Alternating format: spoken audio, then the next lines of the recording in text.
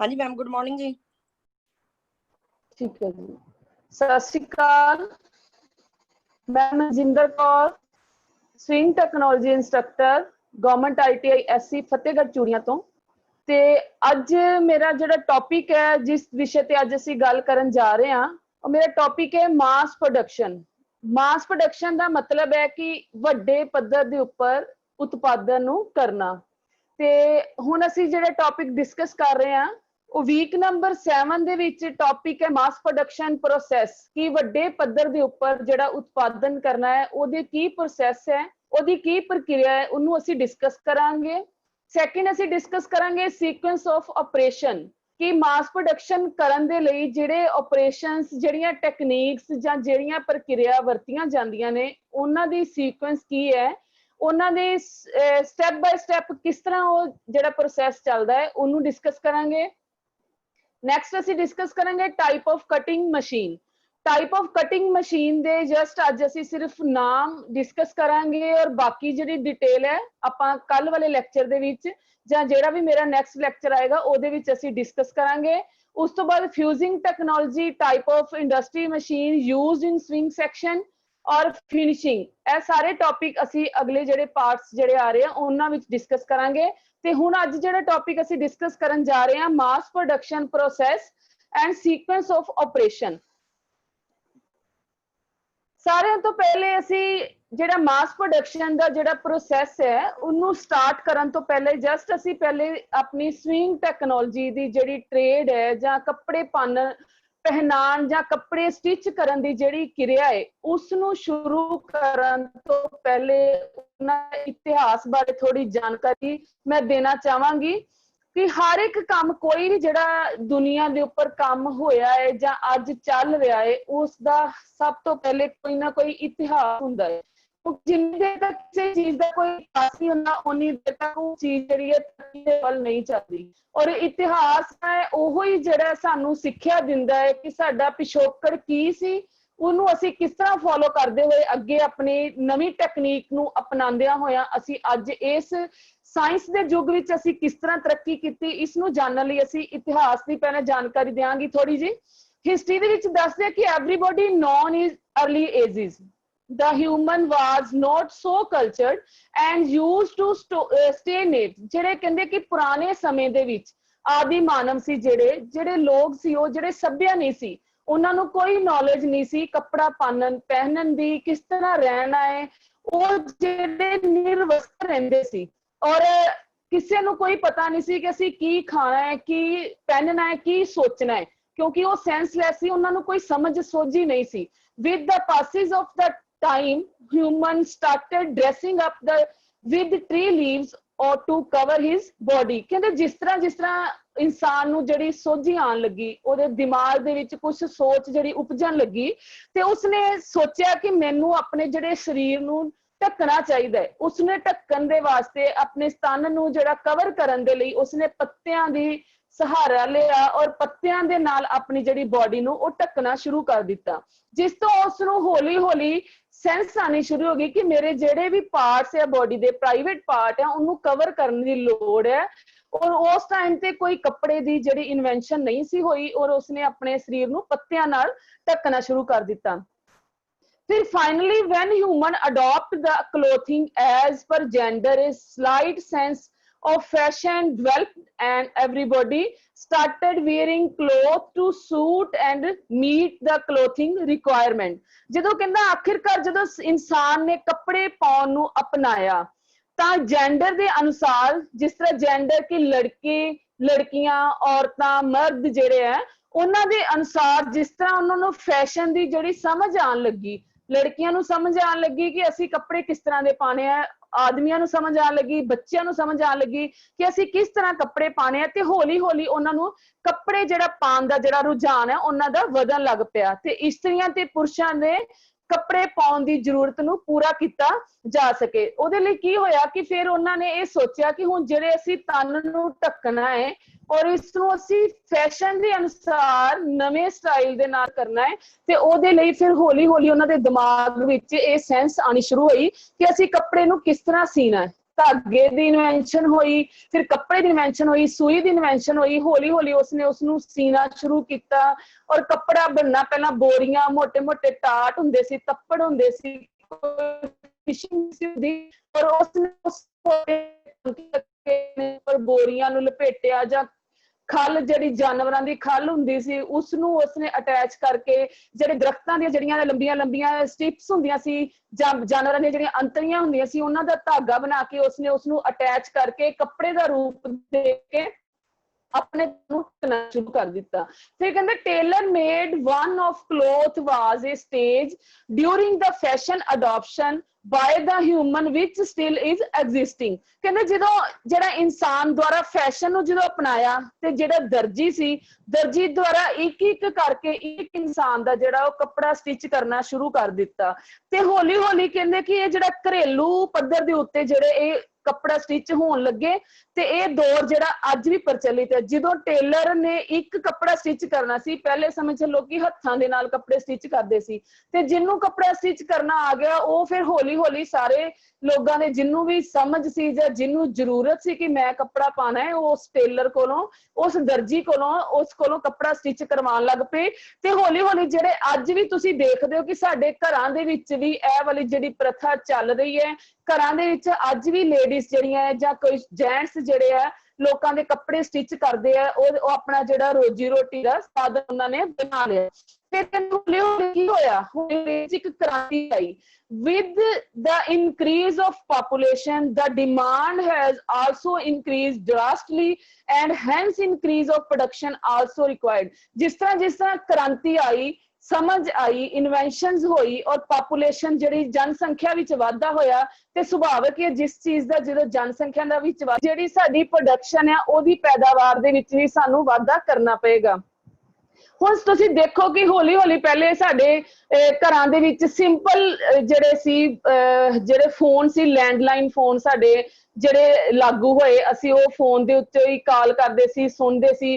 पहले सानू कॉल दे पैसे भी पैंदे सी सुनन दे भी पैसे पैंदे सी। जिस तरह पॉपुलेशन वधी डिमांड वधी ते मोबाइल फोन आ गए पेजर आया हौली हौली बटनां वाले फोन आए। हुण डिमांड दे अनुसार पॉपुलेशन दे अनुसार साडे मोबाइल फोन्स जिहड़े आ उन्हां दे विच भी किन्नी टेक्निक्स ने जिहड़ा है ओह नवां रूप ले लिया और एंड्रॉयड फोन है और अज तुसीं देखो साडी टेक्निक्स ही है साडी टेक्नोलॉजी है साडी डिमांड है कि जिहड़ी असीं अज जूम ऐप दे उपर ऑनलाइन तुसीं क्लासेस लगा रहे हो ये सारा की है साडी इन्वेंशन है और साडी जिहड़ी तरक्की और साडी जिहड़ी सोझी समझ जिहड़े कि नवे नवे प्रोडक्ट नू लॉन्च करदी है और इंसान उन्हां प्रोडक्ट दा फायदा उठांदा है। उसे तरह ही जिहड़ा साडे स्विंग सैक्शन दे विच गारमेंट सैक्शन दे विच जिदों इंसान नू समझ आई कपड़ा पाउणन दा उन्हूं पता लगा फैशन दा दौर वधिया और कपड़े की डिमांड वधी ते फिर की होया फिर इहदे च एक क्रांति आई ते डिमांड वधण दे नाल इंडस्ट्री दे विच फिर जिहड़ा कपड़े आ साडे स्टिच होने शुरू हो गए। उहदे नाल की होया कि साडा उत्पादन विच वाधा होया ते असीं जिहड़े कपड़े दी जिहड़े विच नवीं टेक्निक्स दे नाल नਵੇਂ फैशन दे अनुसार अपने कपड़िਆਂ ਨੂੰ पाना जिहड़ा शुरू कर दिता। हुण अगों असीं गल करदे आ ब्रीफ इंट्रोडक्शन जिहड़ी मास प्रोडक्शन दी ब्रीफ इंट्रोडक्शन की है। कहना मास प्रोडक्शन की है mass production is a process of producing the item in large quantity to reduce the cost of product। कहंदे जिहड़ा मास प्रोडक्शन है वड्डे पद्धर दे उपर जिहड़ा भी असीं उत्पादन करना है ਉਹ ਕਿਰਿਆ ਕੀ ਹੈ। ਕਹਿੰਦੇ ਇਹਦੇ ਚ ਉਹ ਕਿਰਿਆ ਹੈ ਕਿ ਅਸੀਂ ਸਿਰਫ ਇੱਕ ਵੱਡੇ ਪੱਧਰ ਦੇ ਉੱਪਰ ਉਤਪਾਦਨ ਨੂੰ ਕਰਨਾ ਹੀ ਨਹੀਂ ਹੈ ਅਸੀਂ ਘੱਟ ਕੀਮਤ ਦੇ ਉੱਪਰ ਕੀਮਤ ਘੱਟ ਹੋਵੇ ਪ੍ਰੋਡਕਟ ਦੀ ਲੇਕਿਨ ਉਹਦੀ ਕੁਆਲਿਟੀ ਔਰ ਉਹਦੀ ਜਿਹੜੀ ਕੁਆਂਟੀਟੀ ਹੈ ਉਹ ਜ਼ਿਆਦਾ ਹੋਵੇ उस प्रोडक्ट ਨੂੰ ਅਸੀਂ ਤਿਆਰ ਕਰਨਾ ਹੈ कि मास प्रोडक्शन ਦੇ ਵਿੱਚ पर पीस ਜਿਹੜੀ ਕੀਮਤ ਹੈ ਉਸ ਨੂੰ ਘਟਾ ਕੇ ਤੇ ਵੱਡੇ ਪੱਧਰ ਦੇ ਉੱਪਰ ਅਸੀਂ ਜਿਹੜਾ ਉਤਪਾਦਨ ਨੂੰ ਕਰਨਾ ਹੈ। ਸੈਕੰਡ ਕਹਿੰਦਾ the mass production is achieved with involvement of process machinery and skill work। ਕਹਿੰਦੇ मास प्रोडक्शन ਜਿਹੜਾ ਹੈ ਉਹ ਕਿਸ ਤਰ੍ਹਾਂ ਹੋਏਗਾ मास प्रोडक्शन ਨੂੰ ਅਸੀਂ ਅਚੀਵ ਕਿਸ ਤਰ੍ਹਾਂ ਕਰਨਾ ਹੈ उसनू अचीव करने वास्ते असीं की करना है सानू सुचारू ढंग जिहड़े है उन्हां नू अपनाना पएगा। सुचारू ढंग दे नाल सानू मशीनरी वधिया मशीनरी जिहड़ी आ ओह लगानी पएगी ओहदे नाल नाल सुचारू ढंग वधिया मशीनरी ते स्किल्ड वर्कर जिन्हां नू उस काम दे विच मुहारत होएगी। ਇੰਡਸਟਰੀ ਦੇ ਵਿੱਚ ਉਹੀ ਕਾਮਯਾਬ ਹੋਏਗਾ ਜਿਹੜਾ ਕਿ ਸਕਿਲਡ ਹੋਏਗਾ। ਤਾਂ ਹੀ ਤੇ ਸਾਡੀ ਜਿਹੜੇ ITIs ਦੇ ਵਿੱਚ ਜਿੰਨੇ ਵੀ ਅਸੀਂ ਟ੍ਰੇਨਿੰਗ ਦੇ ਰਹੇ ਇੰਸਟ੍ਰਕਟਰ ਜਾਂ ਜਿਹੜੇ ਟ੍ਰੇਨਿੰਗ ਲੈ ਰਹੇ ਆ, ਹਰ ਇੰਸਟ੍ਰਕਟਰ ਹਰ ਟ੍ਰੇਡ ਦਾ ਜਿਹੜਾ ਮਾਹਰ ਇੰਸਟ੍ਰਕਟਰ ਹੈ ਆਪਣੇ ਸਟੂਡੈਂਟਸ ਨੂੰ ਆਪਣੇ ਟ੍ਰੇਨਿੰਗ ਨੂੰ ਮਹਾਰਤ ਹਾਸਲ ਕਰਨ ਦੇ ਵਾਸਤੇ ਬਾਰ-ਬਾਰ ਜ਼ੋਰ ਲਗਾਉਂਦਾ ਹੈ ਕਿ ਤੁਸੀਂ ਆਪਣੀ ਜਿਹੜੀ ਲੈਬਸ ਦੇ ਵਿੱਚ, ਵਰਕਸ਼ਾਪ ਦੇ ਵਿੱਚ, ਇੰਡਸਟਰੀ ਦੇ ਵਿੱਚ ਜਾਓ, ਆਪਣੇ ਜਿਹੜੇ ਵਰਕ ਆਪਣੇ ਹੱਥੀਂ ਜਿਹੜਾ ਕੰਮ ਕਰੋ ਤਾਂ ਕਿ ਤੁਸੀਂ ਸਕਿਲਡ ਹੋਵੋ। ਸਕਿਲਡ ਹੋਣ ਦੇ ਨਾਲ ਤੁਹਾਡੇ ਕੰਮ ਦੇ ਵਿੱਚ ਹੁਨਰ ਆਏਗਾ, ਤੁਹਾਨੂੰ ਹੱਥੀਂ ਕੰਮ ਕਰਨ ਦੀ ਆਦਤ ਪਏਗੀ, ਤਾਂ ਹੀ ਤੁਸੀਂ ਇੰਡਸਟਰੀ ਦੇ ਵਿੱਚ ਕਾਮਯਾਬ ਹੋਗੇ। ਔਰ ਇੰਡਸਟਰੀ ਜਿਹੜੀ ਹੈ ਸਕਿਲਡ ਵਰਕਰਸ ਦੇ ਨਾਲ ਔਰ ਸਹੀ ਮਸ਼ੀਨਰੀ ਦੇ ਨਾਲ ਉਹ ਤਾਂ ਹੀ ਅਚੀਵਮੈਂਟ ਕਰਦੀ ਹੈ ਆਪਣੇ ਉਤਪਾਦਨ ਦੇ ਵਿੱਚ, ਜੇ ਉਹਦੇ ਕੋਲ ਮਸ਼ੀਨਰੀ ਔਰ ਸਕਿਲਡ ਵਰਕਰ ਜਿਹੜੇ ਆ ਉਹ ਪੂਰੀ ਤਰੀਕੇ ਦੇ ਨਾਲ ਉਹਨਾਂ ਦਾ ਸਹਿਯੋਗ ਦੇਣ। ਲਾਸਟ ਪੁਆਇੰਟ ਕਹਿੰਦਾ mass production is not only meant for cost per piece, but it also involve the quality cost of the product with minimum rejection scrap। ਕਹਿੰਦਾ ਮਾਸ ਪ੍ਰੋਡਕਸ਼ਨ ਕਰਨਾ ਜਿਹੜਾ ਇੱਕ ਸਿਰਫ ਉਤਪਾਦਨ ਜਿਹੜਾ ਹੈ ਜਾਂ ਪ੍ਰੋਡਕਟ ਨੂੰ ਜਿਹੜਾ ਤਿਆਰ ਕਰਨਾ ਹੀ ਨਹੀਂ ਹੈ, ਕਹਿੰਦਾ ਉਹਦਾ ਕੀ ਹੈ ਕਿ ਕੀਮਤ ਨੂੰ ਘਟਾਉਣ ਲਈ ਹੀ ਜ਼ਰੂਰੀ ਨਹੀਂ, ਸਗੋਂ ਇਸ ਵਿੱਚ ਸਾਨੂੰ ਉਤਪਾਦਨ ਦੀ ਜਿਹੜੀ ਗੁਣਵੱਤਾ ਨੂੰ ਵੀ ਵੱਡੇ ਪੱਧਰ ਤੇ ਬਣਾਉਣਾ ਹੁੰਦਾ ਹੈ ਤੇ ਨਾਲ ਦੀ ਨਾਲ ਆਪਣਾ ਜਿਹੜਾ ਸਾਡਾ ਪ੍ਰੋਡਕਟ ਹੈ ਉਹਨੂੰ ਘੱਟ ਤੋਂ ਘੱਟ ਸਕ੍ਰੈਪ, ਉਹਦੀਆਂ ਗਲਤੀਆਂ, ਉਸ ਨੂੰ ਘਟਾ ਕੇ ਤੇ ਆਪਣੇ ਉਤਪਾਦਨ ਨੂੰ ਵਧਾਉਣ ਵੱਲ ਜਿਹੜਾ ਉਹਨੂੰ ਧਿਆਨ ਦੇਣਾ ਪੈਂਦਾ ਹੈ। ਤੇ ਅਗਲੀਆਂ ਜਿਹੜੀਆਂ ਇਹਨੇ ਸਲਾਈਡ ਹੈ ਸਾਡੀਆਂ, ਉਹਦੇ ਚ ਅਸੀਂ ਇਹ ਸਾਰਾ ਡਿਸਕਸ ਕਰਾਂਗੇ ਕਿ ਮਾਸ ਪ੍ਰੋਡਕਸ਼ਨ ਦੇ ਵਿੱਚ ਕਿਹੜੇ ਸਾਡੇ ਜਿਹੜੇ ਸਟੈਪ ਹੈ ਉਹਨੂੰ ਅਸੀਂ ਕਿਸ ਤਰ੍ਹਾਂ ਅਸੀਂ ਅਚੀਵ ਕਰਨਾ ਹੈ। ਔਰ ਮਾਸ ਪ੍ਰੋਡਕਸ਼ਨ ਨੂੰ ਕਰਨ ਦੇ ਵਿੱਚ, ਵੱਡੇ ਪੱਧਰ ਦੇ ਉਤਪਾਦਨ ਨੂੰ ਕਰਨ ਦੇ ਵਿੱਚ ਸਭ ਤੋਂ ਜ਼ਰੂਰੀ ਕੀ ਹੈ? ਕੁਆਲਿਟੀ ਔਰ ਜਿਹੜੀ ਉਹਦੀ ਕੁਆਂਟੀਟੀ ਤਾਂ ਹੀ ਜਿਹੜੀ ਹੋਏਗੀ ਜੇ ਉਹਦੀ ਸਾਡੀ ਹੋਏਗੀ, ਜੇ ਅਸੀਂ ਪ੍ਰੋਡਕਟ ਦੀ ਜਿਹੜੀ ਕੀਮਤ ਹੈ ਉਹ ਘੱਟ ਹੋਏਗੀ ਔਰ ਕੁਆਲਿਟੀ ਹੋਏਗੀ। ਅੱਗੇ ਸਾਡੇ ਆ ਜਾਂਦਾ system of mass production.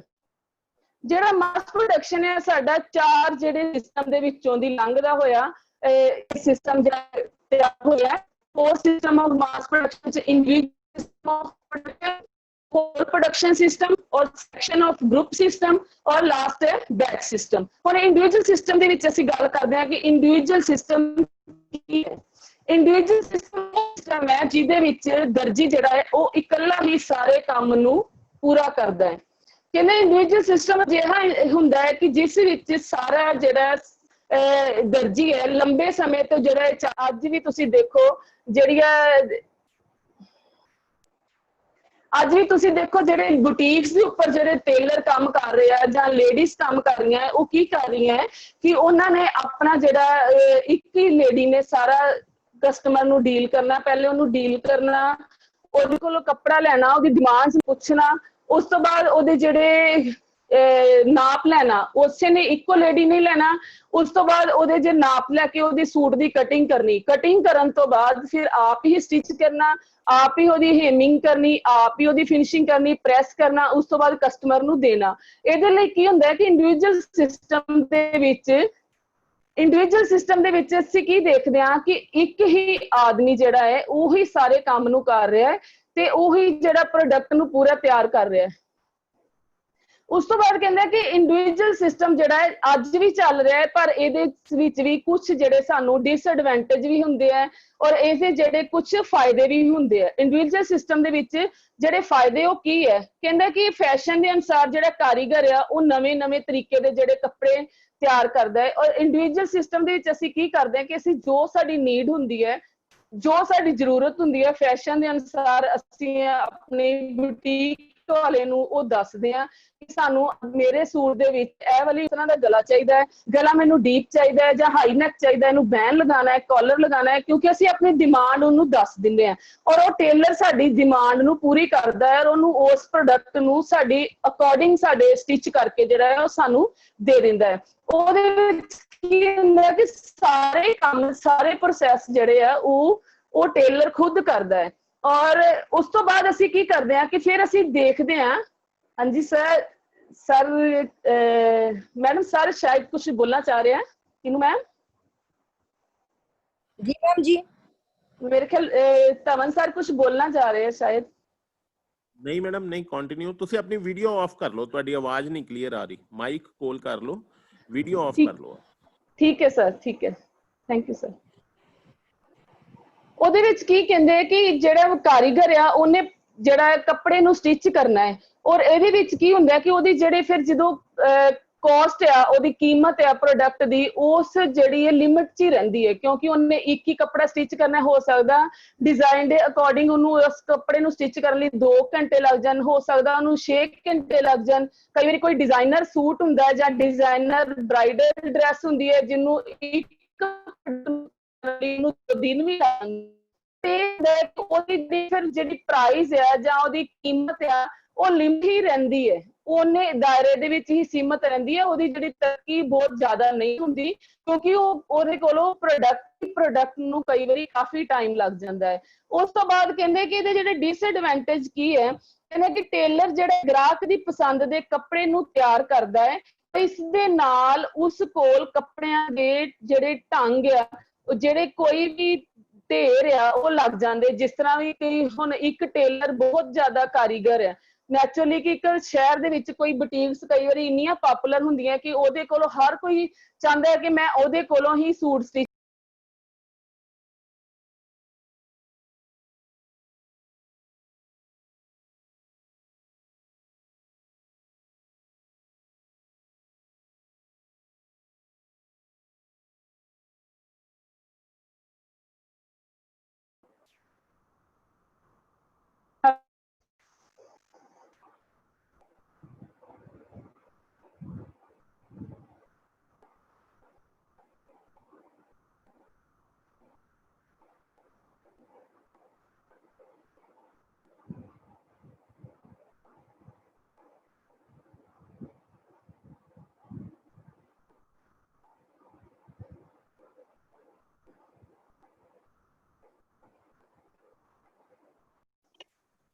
Right ਜੀ, ਰਾਈਟ, ਓਕੇ।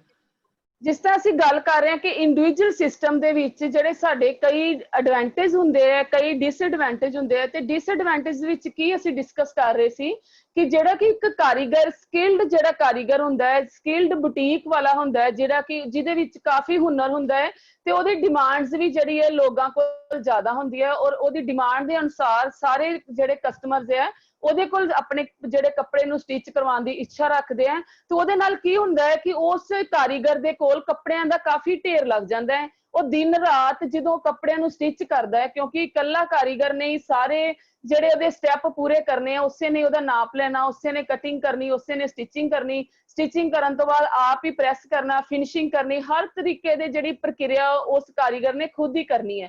ਤੇ ਉਹਦੇ ਨਾਲ ਕੀ ਹੁੰਦਾ ਹੈ ਕਿ ਉਹਦੀ ਜਿਹੜੀ ਉਤਪਾਦਨ ਦੇ ਵਿੱਚ ਕਮੀ ਆ ਜਾਂਦੀ ਹੈ, ਔਰ ਦਿਨ ਰਾਤ ਜਦੋਂ ਆਪਣੇ ਕਸਟਮਰ ਨੂੰ ਸੈਟੀਸਫਾਈਡ ਕਰਨ ਵਾਸਤੇ ਦਿਨ ਰਾਤ ਮਿਹਨਤ ਕਰਦਾ ਹੈ, ਕੰਮ ਕਰਦਾ ਹੈ ਕਿ ਮੇਰੇ ਜਿਹੜੇ ਕੱਪੜੇ ਸਟਿਚ ਕਰਕੇ ਜਲਦੀ ਜਲਦੀ ਮੈਂ ਦੇ ਦਾਂ, ਤੇ ਉਹਦੇ ਨਾਲ ਫਿਰ ਕੀ ਹੁੰਦਾ ਹੈ ਕਿ ਉਹਦੀ ਜਿਹੜੀ ਕੁਆਲਿਟੀ ਦੇ ਵਿੱਚ ਜਿਹੜੀ ਹੈ ਉਹ ਕਮੀ ਆ ਜਾਂਦੀ ਹੈ, ਕੱਪੜੇ ਦੀ ਗੁਣਵੱਤਾ ਦੇ ਵਿੱਚ ਜਿਹੜੀ ਹੈ ਫਿਨਿਸ਼ਿੰਗ ਦੇ ਵਿੱਚ ਫਰਕ ਪੈ ਜਾਂਦਾ ਹੈ। ਤੇ ਉਹਦੇ ਨਾਲ ਫਿਰ ਕੀ ਹੁੰਦਾ ਹੈ ਕਿ ਗਾਹਕ ਜਿਹੜਾ ਸੈਟੀਸਫਾਈਡ ਨਹੀਂ ਹੁੰਦਾ, ਕੋਈ ਨਾ ਕੋਈ ਉਹਦੇ ਵਿੱਚ ਫਾਲਟ ਨਿਕਲ ਜਾਂਦਾ ਹੈ, ਕਿਸੇ ਦੀ ਬਾਂਹ ਛੋਟੀ ਲੱਗ ਜਾਂਦੀ, ਕਿਸੇ ਦੀ ਵੱਡੀ ਲੱਗ ਜਾਂਦੀ, ਕਿਸੇ ਨੇ ਕੋਈ ਗਲਾ ਕੋਈ ਕਿਹਾ ਹੁੰਦਾ, ਕੋਈ ਬਣਾਇਆ ਜਾਂਦਾ ਹੈ, ਕਿਉਂਕਿ ਕੰਮ ਦਾ ਬਰਡਨ ਉਹਦੇ ਤੇ ਜ਼ਿਆਦਾ ਹੋ ਜਾਂਦਾ ਹੈ। ਇਹ ਇੰਡੀਵਿਜੂਅਲ ਸਿਸਟਮ ਦੇ ਵਿੱਚ ਇਹ ਜਿਹੜੇ ਐਡਵਾਂਟੇਜ ਔਰ ਡਿਸਐਡਵਾਂਟੇਜ ਜਿਹੜੇ ਤੁਹਾਨੂੰ ਮੈਂ ਹੁਣ ਦੱਸੇ ਸੀ। ਸੈਕਿੰਡ ਹੈਗਾ whole production system. Whole production system ਕਹਿੰਦੇ ਕੀ ਹੈ, ਇਹ ਵੀ ਇੱਕ ਵਿਅਕਤੀਗਤ ਤਰੀਕਾ ਜਿਹੜਾ ਅਸੀਂ ਪਿੱਛੇ ਡਿਸਕਸ ਕੀਤਾ ਸੀ ਉਹਦੇ ਨਾਲੋਂ ਥੋੜਾ ਹੀ ਅਲੱਗ ਹੈ। ਕਹਿੰਦੇ ਇਹਦੇ ਵਿੱਚ ਕੀ ਹੁੰਦਾ ਹੈ ਕਿ ਇੱਕ ਹੀ ਕਾਰੀਗਰ ਸਾਰੇ ਕੰਮ ਨਹੀਂ ਕਰਦਾ। ਹੁਣ ਤੁਸੀਂ ਦੇਖਦੇ ਹੋ ਕਿ ਬੁਟੀਕ ਦੇ ਵਿੱਚ ਕੁਝ ਵੱਡੀਆਂ ਬੁਟੀਕਸ ਹੁੰਦੀਆਂ, ਉਹਨਾਂ ਨੇ ਕਾਫੀ ਕਾਰੀਗਰ ਰੱਖੇ ਹੁੰਦੇ ਆਪਣੀ ਬੁਟੀਕ ਦੇ ਉੱਤੇ। ਇੱਕ ਟੇਲਰ ਮਾਸਟਰ ਹੁੰਦਾ ਹੈ ਜਿਸ ਨੇ ਸਿਰਫ ਕਟਿੰਗ ਹੀ ਕਰਨੀ ਹੁੰਦੀ ਹੈ। ਉਸ ਤੋਂ ਬਾਅਦ ਇੱਕ ਹੇਮਿੰਗਸ ਵਾਲੀਆਂ ਲੜਕੀਆਂ ਅਲੱਗ ਤੋਂ ਰੱਖੀਆਂ ਹੁੰਦੀਆਂ ਜਿਨ੍ਹਾਂ ਨੇ ਸਿਰਫ ਤਰਪਾਈ ਕਰਨੀ ਹੈ, ਕਿਸੇ ਨੇ ਇੰਟਰਲੌਕ ਕਰਨਾ ਹੈ, ਕਿਸੇ ਨੇ ਉਸ ਕੱਪੜੇ ਦੀ ਸਟਿਚਿੰਗ ਕਰਨੀ ਹੈ, ਕਿਸੇ ਨੇ ਬਟਨ ਲਗਾਣੇ ਆ, ਕੋਈ ਜਿਹੜੇ ਬੁਟੀਕ ਵਾਲਾ ਖੁਦ ਆਪ ਸਿਰਫ ਕਸਟਮਰ ਨਾਲ ਡੀਲ ਹੀ ਕਰ ਰਿਹਾ। ਇਸੇ ਤਰ੍ਹਾਂ ਕਰਦੇ ਕਰਦੇ ਬੁਟੀਕ ਦੇ ਉੱਤੇ 6-7 ਜਿਹੜੇ ਕਾਰੀਗਰ ਆ ਉਹ ਉਸ ਬੁਟੀਕ ਨੂੰ ਚਲਾ ਰਹੇ ਆ। ਉਹਦੇ ਨਾਲ ਕੀ ਹੁੰਦਾ ਹੈ ਕਿ ਇੱਕ ਤੇ ਜਿਹੜਾ ਸਾਡਾ ਪ੍ਰੋਡਕਟ ਆ ਉਹਦਾ ਜਿਹੜਾ ਹਰ ਇੱਕ ਹੱਥਾਂ ਦੇ ਵਿੱਚੋਂ ਪ੍ਰੋਡਕਟ ਲੰਘਦਾ ਹੈ, ਕਿਉਂਕਿ ਇੱਕ ਇਨਸਾਨ ਇੱਕ ਪ੍ਰੋਡਕਟ ਨੂੰ ਤਿਆਰ ਨਹੀਂ ਕਰਦਾ, ਉਹਦੇ ਵਿੱਚ ਸਿਰਫ ਇੱਕ ਪ੍ਰੋਡਕਟ ਨੂੰ ਤਿਆਰ ਕਰਨ ਲਈ ਇੱਕ ਸਟੈਪ ਦੇ ਲਈ ਸਿਰਫ ਉਹਦੇ ਵਿੱਚ ਹੀ ਮਹਾਰਤ ਹਾਸਲ ਹੋਣੀ ਚਾਹੀਦੀ ਹੈ। ਜਿਸ ਤਰ੍ਹਾਂ ਸਟਿਚਿੰਗ ਵਾਲਿਆਂ ਨੂੰ ਸਿਰਫ ਸਟਿਚਿੰਗ 'ਚ ਹੀ ਹੋਣਾ ਚਾਹੀਦਾ ਹੈ, ਪ੍ਰੈਸਿੰਗ ਵਾਲੇ ਨੇ ਸਿਰਫ ਪ੍ਰੈਸਿੰਗ ਕਰਨੀ ਹੈ ਕਿਉਂਕਿ ਉਹਦੀ ਮਹਾਰਤ ਉਸੇ ਦੇ ਵਿੱਚ ਹੀ ਹੈ, ਔਰ ਕਟਿੰਗ ਮਾਸਟਰ ਨੇ ਸਿਰਫ ਕਟਿੰਗ ਹੀ ਕਰਨੀ ਹੈ। ਉਹਦੇ ਨਾਲ ਕੀ ਹੁੰਦਾ ਹੈ ਕਿ ਇੱਕ ਬੁਟੀਕ ਦੇ ਉੱਪਰ 6 ਕਾਰੀਗਰ ਜਿਹੜੇ 6 ਕਸਟਮਰ ਦਾ ਜਿਹੜਾ ਕੰਮ ਉਹ ਕਰ ਰਹੇ ਆ ਔਰ ਇੱਕ ਹੀ ਟਾਈਮ ਦੇ ਉੱਤੇ ਅਸੀਂ 6 ਕਸਟਮਰ ਦੀ ਜਿਹੜੀ ਪ੍ਰੋਡਕਸ਼ਨ ਨੂੰ ਤਿਆਰ ਕਰਕੇ ਅਸੀਂ ਆਪਣੇ ਕਸਟਮਰ ਦੀ ਸੈਟੀਸਫੈਕਸ਼ਨ ਕਰਵਾ ਦਿੰਨੇ ਆ ਤੇ ਪਰ ਇਹਦੇ ਨਾਲ ਕੀ ਹੁੰਦਾ ਹੈ ਕਿ ਉਹ 6 ਕਸਟਮਰ ਦਾ ਜਿਹੜਾ ਕੰਮ ਹੈ ਉਹ ਸਾਰੇ ਕਾਰੀਗਰਾਂ ਦੇ ਹੱਥਾਂ ਦੇ ਵਿੱਚੋਂ ਨਿਕਲਦਾ ਹੈ। ਇਹ ਸਾਡਾ ਹੋਲ ਪ੍ਰੋਡਕਸ਼ਨ ਸਿਸਟਮ ਹੈ ਤੇ ਇਹਦੇ ਐਡਵਾਂਟੇਜ ਕਹਿੰਦੇ ਕੀ ਹੈ, ਇਸ ਵਿੱਚ ਇੱਕ ਹੀ ਟਾਈਮ ਤੇ ਕਈ ਗਾਰਮੈਂਟਸ ਤਿਆਰ ਕੀਤੇ ਜਾਂਦੇ ਆ। ਕਈ ਗਾਰਮੈਂਟਸ ਦੇ ਤਿਆਰ ਕਰਨ ਦਾ ਮਤਲਬ ਇਹ ਹੈ ਕਿ ਜਿਸ ਤਰ੍ਹਾਂ ਮੰਨ ਲਓ ਕਿ ਇੱਕ ਕਸਟਮਰ ਜਿਹੜਾ ਹੈ ਉਹਦਾ ਜਿਹੜਾ ਸੂਟ ਦੀ ਸਟਿਚਿੰਗ ਜਿਹੜੀ ਹੈ ਉਹ ਇੱਕ ਕਾਰੀਗਰ ਕਰ ਰਿਹਾ ਹੈ। ਉਸ ਤੋਂ ਬਾਅਦ ਜਿਹੜਾ ਬੀ ਜਿਹੜਾ ਕਸਟਮਰ ਹੈ ਉਹਦੀ ਜਿਹੜੀ ਕਾਰੀਗਰ ਜਿਹੜਾ ਉਹਦੀ ਬੀ ਕਸਟਮਰ ਦੀ ਜਿਹੜੀ ਹੈ ਉਹਦੀ ਕਟਿੰਗ ਕਰ ਰਿਹਾ ਹੈ, ਸੀ ਦੀ ਸਟਿਚਿੰਗ ਹੋ ਰਹੀ ਹੈ, ਡੀ ਕਸਟਮਰ ਦੀ ਬਟਨ ਲੱਗ ਰਿਹਾ, ਈ ਕਸਟਮਰ ਦੀ ਪ੍ਰੈਸਿੰਗ ਹੋ ਰਹੀ ਹੈ ਔਰ ਜਿਹੜਾ ਐਫ ਕਸਟਮਰ ਹੈ ਉਹਦੀ ਜਿਹੜੀ ਹੈ ਪੈਕਿੰਗ ਹੋ ਕੇ ਉਹਨੂੰ ਆਪਾਂ ਦੇ ਰਹੇ ਹਾਂ, ਉਹਦੀ ਬਿਲਿੰਗ ਹੋ ਰਹੀ ਹੈ। ਇਸੇ ਤਰ੍ਹਾਂ ਹੀ ਕਰਦੇ ਆ 6-7 ਕਸਟਮਰ ਦੇ ਜਿਹੜੇ ਕੰਮ ਆ ਇੱਕੋ ਟਾਈਮ ਦੇ ਉੱਤੇ ਅਲੱਗ-ਅਲੱਗ ਜਿਹੜੇ ਕਾਰੀਗਰਾਂ ਦੇ ਹੱਥਾਂ ਦੇ ਵਿੱਚੋਂ ਹੋ ਰਿਹਾ ਹੈ ਔਰ ਇੱਕ ਟਾਈਮ ਦੇ ਉੱਤੇ ਜਿਹੜੇ 6-7 ਜਿਹੜੇ ਕਸਟਮਰ ਹੈ ਉਹ ਉਸ ਪ੍ਰੋਡਕਸ਼ਨ ਨੂੰ ਤਿਆਰ ਕਰ ਰਹੇ ਆ ਔਰ ਕਾਰੀਗਰ ਜਿਹੜੇ ਆ ਸਾਰੇ ਹੀ ਆਪਣੇ ਟਾਈਮ ਦੇ ਉੱਪਰ ਬਿਜ਼ੀ ਰਹਿੰਦੇ ਆ।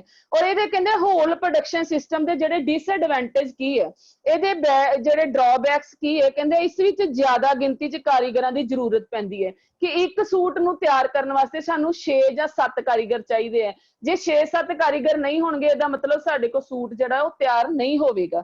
ਤੇ ਫਿਰ ਕਹਿੰਦੇ ਜੇ ਕਿਸੇ ਕਾਰੀਗਰ ਨੂੰ ਛੁੱਟੀ ਲੈਣੀ ਪੈ ਜੇ, ਜੇ ਮੰਨ ਲਓ ਕਿ ਸਟਿਚਿੰਗ ਵਾਲੇ ਕਾਰੀਗਰ ਨੂੰ ਛੁੱਟੀ ਲੈਣੀ ਪੈ ਗਈ ਹੈ ਤੇ ਫਿਰ ਉਹਦਾ ਕੰਮ ਕੋਈ ਹੋਰ ਜਿਹੜਾ ਕਾਰੀਗਰ ਉਹ ਨਹੀਂ ਕਰ ਪਾਏਗਾ। ਇਸ ਲਈ ਜਿਹੜਾ ਸਟਿਚਿੰਗ ਵਾਲੇ ਕਾਰੀਗਰ ਦਾ ਜਿਹੜਾ ਕੰਮ ਹੈ ਉਹ ਪੈਂਡਿੰਗ ਪਿਆ ਰਹੇਗਾ ਔਰ ਉਹ ਜਿਹੜਾ ਨੈਕਸਟ ਡੇ ਜਿਹੜਾ ਦੂਸਰੇ ਕਾਰੀਗਰ ਆ ਉਹ ਫ੍ਰੀ ਬੈਠੇ ਰਹਿਣਗੇ ਕਿਉਂਕਿ ਜਿੰਨੀ ਦੇਰ ਤੱਕ ਸਟਿਚਿੰਗ ਨਹੀਂ ਹੋਏਗੀ ਨਾ ਤੇ ਸੂਟ ਪ੍ਰੈਸ ਹੋਏਗਾ, ਨਾ ਉਹਦੀ ਫਿਨਿਸ਼ਿੰਗ ਹੋਏਗੀ, ਨਾ ਉਹਨੂੰ ਬਟਨ ਲੱਗਣਗੇ, ਨਾ ਉਹਦੀ ਹੇਮਿੰਗ ਹੋਏਗੀ ਕਿਉਂਕਿ ਜੇ ਕਟਿੰਗ ਵਾਲਾ ਕਾਰੀਗਰ ਨਹੀਂ ਆਏਗਾ ਤੇ ਫਿਰ ਸਟਿਚਿੰਗ ਵਾਲੇ ਕੰਮ ਰੁਕ ਜਾਏਗਾ ਕਿ ਜੇ ਸੂਟ ਕੱਟਿਆ ਹੀ ਨਹੀਂ ਗਿਆ ਤੇ ਸਟਿਚਿੰਗ ਨਹੀਂ ਹੋਣੀ। ਇਸ ਲਈ ਕਹਿੰਦੇ ਕਿ ਇਹ ਜਿਹੜੀ ਵਿਧੀ ਜਿਹੜੀ ਜ਼ਿਆਦਾ ਖਰਚੇ ਵਾਲੀ ਹੈ ਕਿਉਂਕਿ ਜੇ ਇੱਕ ਵੀ ਕਾਰੀਗਰ ਛੁੱਟੀ ਕਰ ਗਿਆ ਬਟ ਉਹਦਾ ਜਿਹੜੇ ਕੰਮ ਦਾ ਬਰਡਨ ਹੈ ਦੂਸਰੇ ਕਾਰੀਗਰ ਉਹਦੇ ਨਾਲ ਫ੍ਰੀ ਬੈਠਣਗੇ, ਉਹਦੇ ਨਾਲ ਸਾਰੀ ਜਿਹੜੀ ਪ੍ਰੋਡਕਸ਼ਨ ਦੇ ਉੱਪਰ ਇਫੈਕਟ ਪੈਂਦਾ ਹੈ ਔਰ ਇਹ ਇੱਕ ਖਰਚੀਲੀ ਜਿਹੜੀ ਵਿਧੀ ਹੈ ਤੇ ਵਿਹਲੇ ਕਾਰੀਗਰਾਂ ਨੂੰ ਸੈਲਰੀ ਫਿਰ ਕਈ ਵਾਰੀ ਬੁਟੀਕਸ ਵਾਲਿਆਂ ਨੂੰ ਦੇਣੀ ਪੈਂਦੀ ਹੈ। ਜੇ ਕੋਈ ਕਾਰੀਗਰ ਦੇ ਘਰ ਕੋਈ ਪ੍ਰੋਬਲਮ ਪੈ ਜਾਏ ਜਾਂ ਕੋਈ ਉਹਦੀ ਹੈਲਥ ਦੀ ਪ੍ਰੋਬਲਮ ਪੈ ਜਾਏ, ਜੇ ਕਿਸੇ ਨੇ ਕਾਰੀਗਰ ਨੇ 1 ਜਾਂ 2 ਛੁੱਟੀਆਂ ਕਰ ਲਈਆਂ ਤੇ ਉਹਦੇ ਨਾਲ ਕੀ ਹੁੰਦਾ ਹੈ ਕਿ ਸਾਰੇ ਕਾਰੀਗਰਾਂ ਦਾ ਜਿਹੜਾ ਕੰਮ ਆ ਉਹ ਇਫੈਕਟ ਕਰਦਾ ਹੈ, ਜਿਹੜਾ ਸਾਰਾ ਬੋਝ ਹੈ ਫਿਰ ਉਹ ਮਾਲਕ ਦੇ ਉੱਪਰ ਪੈ ਜਾਂਦਾ ਕਿਉਂਕਿ ਉਹਨਾਂ ਨੂੰ ਉਸ ਦਿਨ ਦੀ ਜਿਹੜੀ ਸੈਲਰੀ ਫ੍ਰੀ ਵਿੱਚ ਹੀ ਕਾਰੀਗਰਜ਼ ਨੂੰ ਦੇਣੀ ਪੈਂਦੀ ਹੈ। ਅੱਗੇ ਆ ਜਾਂਦਾ ਸੈਕਸ਼ਨ ਔਰ ਗਰੁੱਪ ਸਿਸਟਮ। ਸੈਕਸ਼ਨ ਔਰ ਗਰੁੱਪ ਸਿਸਟਮ ਕਹਿੰਦੇ ਕੀ ਹੈ?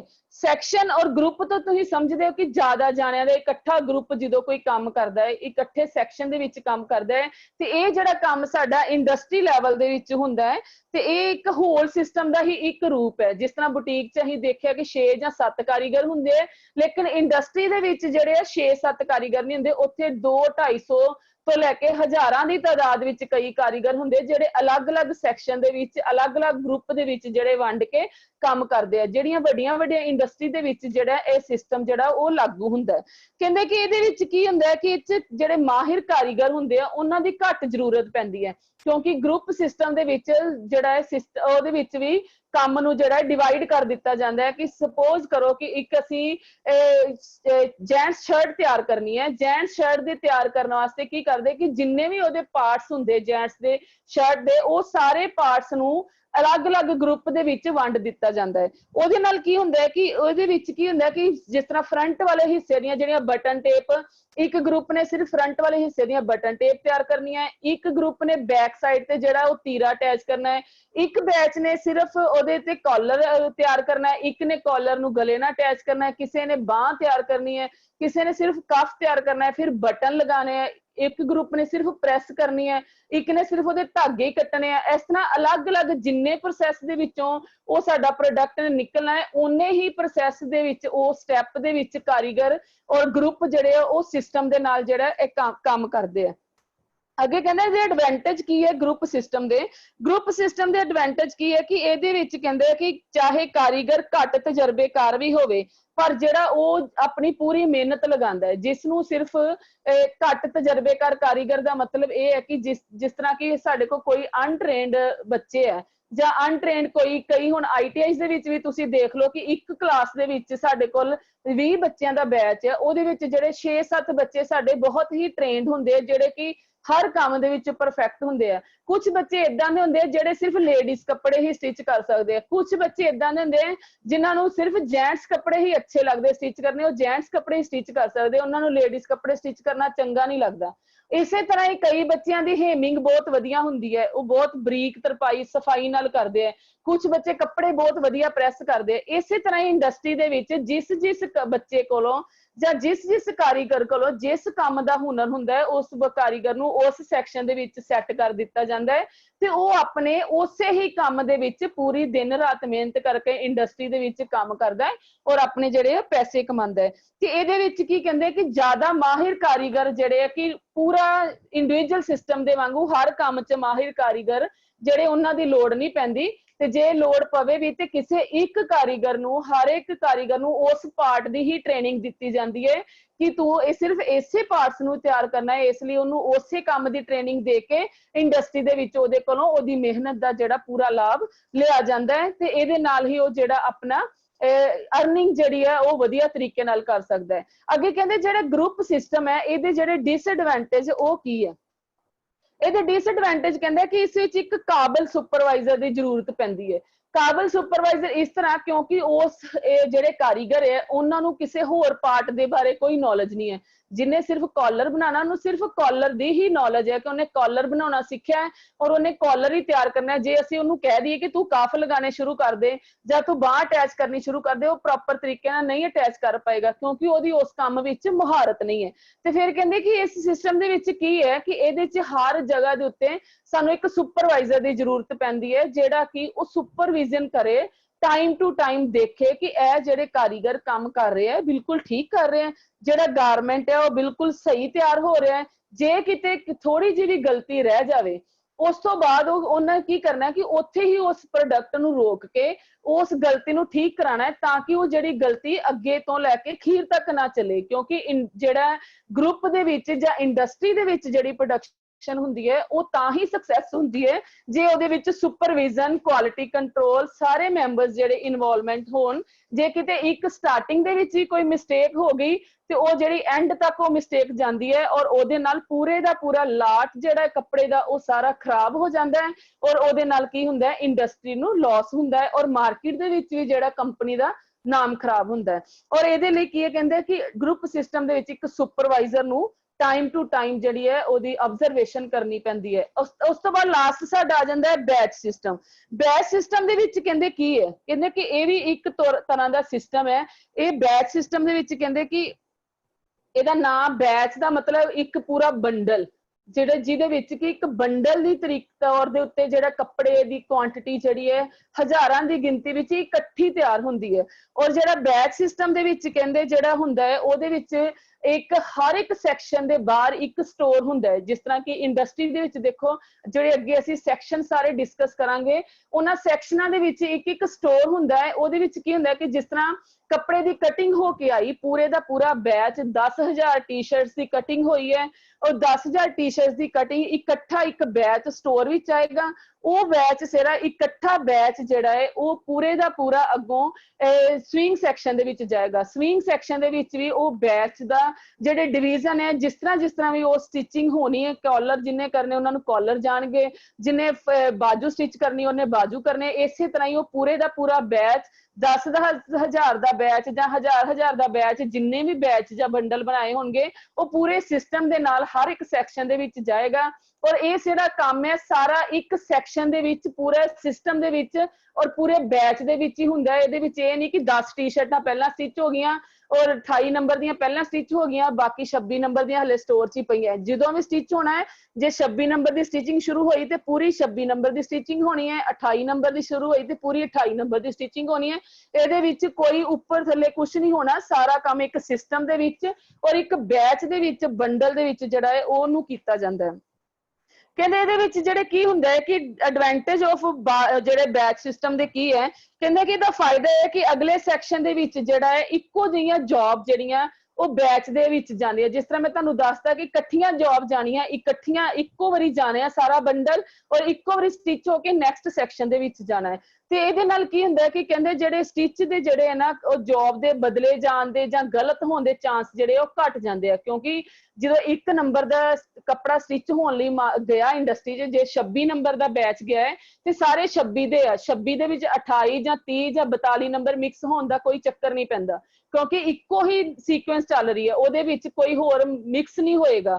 ਉਹਦੇ ਨਾਲ ਕਹਿੰਦੇ ਕਿ ਹਰ ਸੈਕਸ਼ਨ ਦੇ ਵਿੱਚ ਇੱਕ ਸਟੋਰ ਹੁੰਦਾ ਹੈ ਤੇ ਸਟੋਰ ਤੋਂ ਹੀ ਜੋ ਬੈਚ ਦੇ ਵਿੱਚ ਕੱਪੜਾ ਸਟਿਚ ਹੋਣਾ ਹੈ ਉਹਦੇ ਵਿੱਚ ਨੋਟ ਹੋਣਾ ਹੈ ਕਿ ਇੰਨੇ ਜਿਹੜੇ ਸਟਿਚ ਹੋ ਗਏ, ਇਸ ਤੋਂ ਬਾਅਦ ਇੰਨੇ ਜਿਹੜੇ ਕੱਪੜੇ ਅਗਲੇ ਸੈਕਸ਼ਨ ਚਲ ਗਏ, ਉੱਥੇ ਨੋਟ ਹੋਣਾ ਹੈ ਕਿ ਅਗਲੇ ਸੈਕਸ਼ਨ ਦੇ ਵਿੱਚ ਇਹਨਾਂ ਨੂੰ ਕਾਲਰ ਲੱਗ ਗਏ, ਕਾਲਰ ਤੋਂ ਬਾਅਦ ਇਹ ਬਾਹਾਂ ਵਾਸਤੇ ਚਲ ਗਿਆ, ਬਾਹਾਂ ਵਾਲੇ ਸੈਕਸ਼ਨ ਦੇ ਵਿੱਚ ਸਾਰਾ ਕੁਝ ਨੋਟ ਹੋਣਾ ਹੈ, ਬਾਹਾਂ ਵਾਲੇ ਸੈਕਸ਼ਨ ਤੋਂ ਹੋਣ ਤੋਂ ਬਾਅਦ ਫਿਰ ਪ੍ਰੈਸਿੰਗ ਵਾਲੇ ਸੈਕਸ਼ਨ ਚਲ ਗਏ। ਸਾਰੀ ਪ੍ਰਕਿਰਿਆ ਇਸੇ ਤਰ੍ਹਾਂ ਹੀ ਬੈਚ ਦੇ ਵਿੱਚ ਜਾਂਦੀ ਹੈ, ਨਾਲ ਇਹਦੀ ਨੋਟ ਡਾਊਨ ਹੁੰਦਾ ਜਾਂਦਾ ਹੈ ਔਰ ਨਾਲ ਹੀ ਸਟਾਕ ਜਿਹੜਾ ਹੈ ਕਾਰੀਗਰਾਂ ਦਾ ਪਤਾ ਲੱਗਦਾ ਕਿ ਸਾਡੇ ਕੋਲ ਇੰਨਾ ਸਟਾਕ ਜਿਹੜਾ ਹੈ ਸਟਿਚ ਹੋ ਗਿਆ ਔਰ ਇੰਨਾ ਸਾਡੇ ਕੋਲ ਪੈਂਡਿੰਗ ਪਿਆ ਹੈ।